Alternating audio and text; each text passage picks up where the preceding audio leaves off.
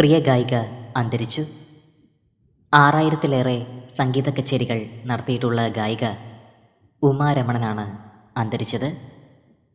1977 cinema പിന്നണി ഗാനരംഗത്തേക്ക് ചുവടുവെച്ചത്.